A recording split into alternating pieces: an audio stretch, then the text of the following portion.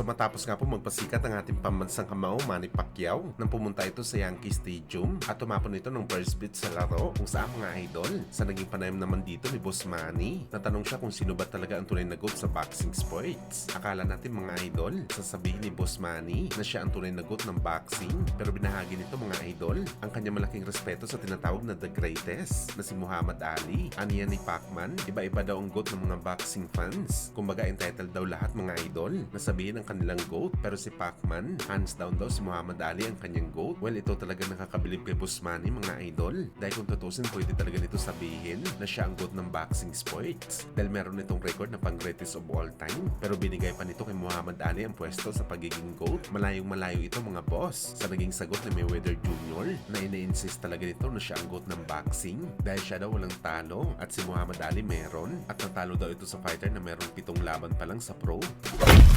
Samantala Japanese monster na Uya Inoue, prangka na sinabi na sa laban nito kay Junto Nakatani, baka posible ito daw ang pinakamahirap na laban niya na kanyang pagdadaanan sa bakbakan. Hindi daw kasi biro na makalaban si Junto Nakatani, malakas at mahaba daw, kaya tutukayod talaga si Inoue sa training para aralin ang game plan nito sa laban kay Nakatani at kung paano talunin ang kapwa nito hapon. Well, talagang dapat seryosohin talaga ni Inoue si Junto Boy. Alam natin mga boss na marami ang papabor kay Inoue na manalo sa laban na to, pero talagang hindi dapat smulin si Nakatani sa bakbakan. Isa tayo mga idol sa pabor na talagang makaka-upset dito si Nakatani dahil nasa kanya lahat ng arsenal mga boss para talunin si Inoue sa bakbakan.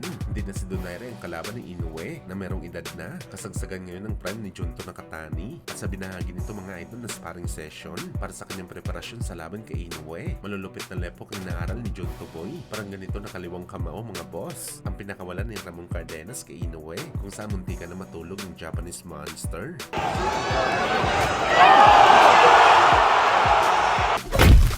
Samantala speaking sa super bantamweight fighters mga idol, isa malutong naman po na real talk ang inabot ng angas ng Pinas John Rod Casimero sa dati nitong nakalaban na si Yukinori Oguni. Ano yan ang mapon sa interview nito matapos ma-upset nito si Marlon Tapales. Wala daw siya masabi sa galawan ni Tapales, pang world class talaga. Ibang klase daw talaga ang galawan ni Tapales sa gitna ng ring. Kung tutusin daw mga idol, ang layo daw talaga ni John Rod Casimero kay Marlon Tapales pagdating sa husay sa bakbakan. Mas angat daw talaga si Tapales kumpara kay Casimero. Sa totoo lang daw mga boss, hindi naman daw talaga malakas si Casimero at mandali lang daw talaga ito talunin sa bakbakan. Wala nakakatawa dito mga boss. Sinabi ito ni Oguni matapos magparinig si Casimero sa kanyang mga haters na binugbog lang daw nito si Oguni sa bakbakan nila. Kung hindi lang daw na headbutt ang hapon sa laban, wala na, patay na daw sana mga boss. Knockout lang daw si Oguni. Grabe, literal talaga ito nasampal sa pagmumuka ni Casimero ang mga sinabi ng hapon. Pero gayon pa man mga idol, open naman si Oguni na magbigay ng kanyang reaksyon sa dalawang Pinoy. Entitled naman ito na magbigay ng reaksyon, pero hindi ito nakita natin sa laban kay Alas. Ang nakita natin nakatikim talaga si Oguni na malalakas na kamao galing sa Pinoy. Munti ka nang bumigay pero matibay. Hindi lang talaga natin masabi mga boss kung ano ang dapat na resulta ng laban. Hindi kasi natuloy dahil sa headbutt.